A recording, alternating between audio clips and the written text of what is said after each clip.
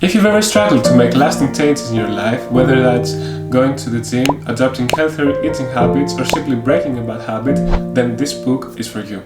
In Stick With It, Sean Young, a renowned psychologist and director of the UCLA Center for Digital Behavior, shares his groundbreaking research on the science of behavior change. Drawing on insights from neuroscience, psychology, and behavioral economics, he reveals the key factors that determine whether we succeed or fail in our efforts to change our behavior. What sets Stick With It apart from other self-help books is its focus on actionable advice backed by empirical evidence. Instead of offering vague advice or untested theories, Young provides a roadmap for achieving lasting behavior change based on his proven framework called the science of behavioral change. Throughout the book, Young illustrates his concepts with real-world examples and anecdotes from his own life, making the material engaging and relatable. He also provides a range of tools and exercises that the readers can use to apply his principles in their own lives. Whether you're looking to lose weight, quit smoking, or simply become more productive and disciplined,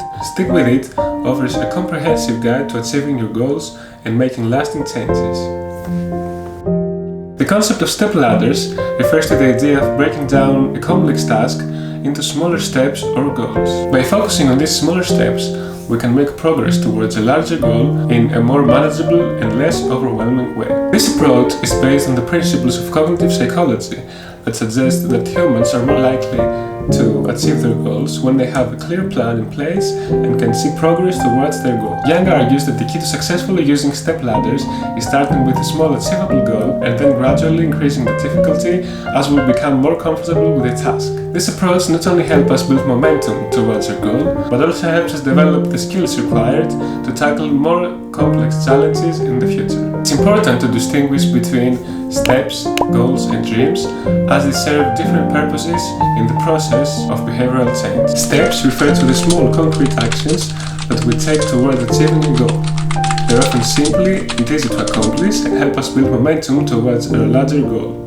The size of the steps is related to your final, larger goal. Goals are more specific and measurable than steps. They are the desired outcomes that we want to achieve and provide us with a sense of direction and purpose. A goal usually takes 1 to 3 months to achieve. One potential goal could be building an app and getting 1 million downloads. This goal is pretty logical for an experienced developer who has done this before, but if it's your first time, such a big target wouldn't qualify as a goal and it should be deemed as a dream. Dreams are the long-term inspirations that we have for ourselves. They are often less specific and more abstract than goals. For example, a dream would be getting rich, but a goal would be having $1 million by the time I'm 25. Dreams may take years or even a lifetime to achieve. The importance of distinguishing between steps, goals, and dreams lies in the different functions in the process of behavior change. Steps are important because they help us build momentum towards our goal and provide us with a sense of accomplishment and progress. Goals are important because they give us a specific target to aim for and help us measure our progress toward achieving our dreams. Finally, dreams give us a sense of purpose and motivation and provide us with long-term vision for our lives. Here is a guideline for the time that you should consider for steps, goals, and dreams. By breaking down our dreams into achievable goals and smaller steps, we can create a roadmap for achieving lasting behavior change. Let's say I want to learn German in order to study and work in Germany. That's a dream, since I haven't done it before. A first step would be getting a German book and finding a good teacher. That surely takes less than a week. A goal would be to reach B2 level in 9 months, and my dream would be to be fluent in German and understand what others are saying perfectly. The third chapter of the book is called Community, and it emphasizes the importance of social support in lasting behavior change. Our social environment has a massive impact on our behavior, and building a supportive community can help us overcome obstacles and stay in our path. The chapter begins by discussing the concept of social norms, which are the unwritten rules that dictate our behavior within society. Social norms can be a powerful motivator for behavioral change, since they provide us with a sense of belonging and identity within a specific group. Young argues that having a supportive community helps us stay motivated and overcome obstacles, and that social support is particularly important in times of stress and difficulty. Hope is a study described in the book which explores the effectiveness of peer support in helping individuals face their problems and take action towards their goal. In the book, a guy named Jordan is afraid of taking an HIV test due to the fear of stigma surrounding the disease. He is introduced to an online peer support group through a website which provides a platform that allows individuals to share their experiences and support each other. Through the online peer support group, Jordan finds encouragement from others who are going through the same thing. He understands the importance of early diagnosis and treatment of HIV and eventually takes the test with the support of his peers. The HOPE study highlights the importance of community building and social support in promoting behavior change, especially in the health sector. By leveraging the powers of social support and social norms, individuals can be motivated to take action towards their goals even in the face of stigma, such as in the case of Jordan. Alright, so the fourth chapter of the book discusses the power of importance. The idea here is that we're more likely to do something if we have enough motivation. That seems obvious enough, but how exactly do we find motivation? What if I'm not a motivated individual? The answer here is that there are indeed no motivated individuals. Instead, the likelihood of us doing something are heavily influenced by its context, meaning the circumstances that characterize a certain activity. If, for example, you've grown up in a household where running is super important, your childhood circumstances have made it so that running is important to you, and so you're more likely to go for a morning jog than someone whose parents never cared about running. There are three major things that scientists have found are important to people: money, relationships, and health. Money is of course very important to people because with it they can buy anything they want, plus it makes them feel important and successful. I'm sure if someone were to ask you to quit smoking for, let's say, $1 million, then you would be more likely to do so because the $1 million might be more important for you. Relationships are of course the cornerstone of human existence. Every human relies upon relationships to build emotional connection and support. Relationships make our lives meaningful and happy. Yang says there is one question he always asks his students about this. Would you prefer an endless supply of money, but along with the inability to form close connections, or the opposite?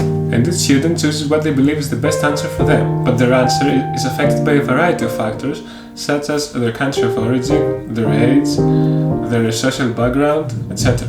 The interesting thing is that no matter what answer they give, every student believes their answer is the most obvious one. If you study the research though, you will find exactly the right answer if you want to optimize for happiness. Many studies show that money is not actually that important to people and that relationships are more important than we realize. In the book, the author mentions a study that started in the 1930s and lasted for 75 years. In the study, the life choices of Harvard graduates were tracked, and was found that strong social connections were more important than money in achieving happiness.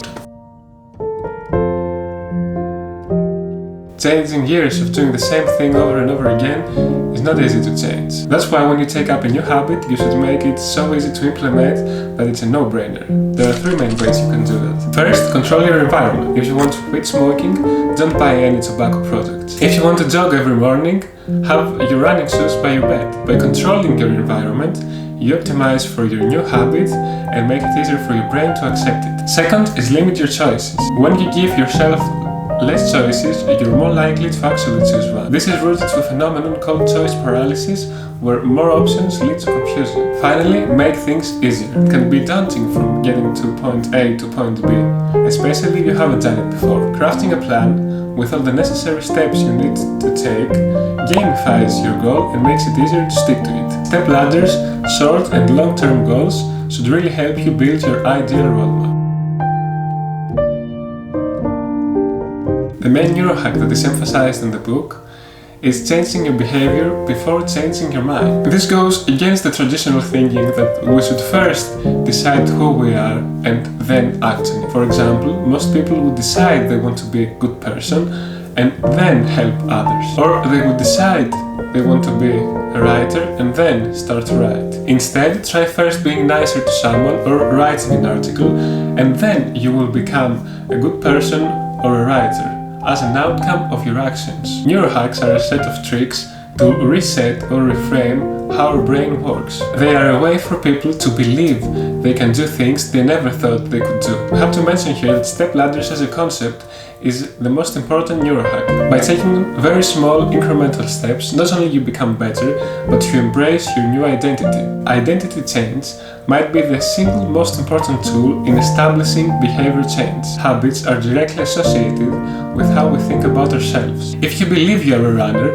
you're more likely to go out and run every day. Whereas if you think of yourself as a lazy person, you're more likely to just sit on the couch all day.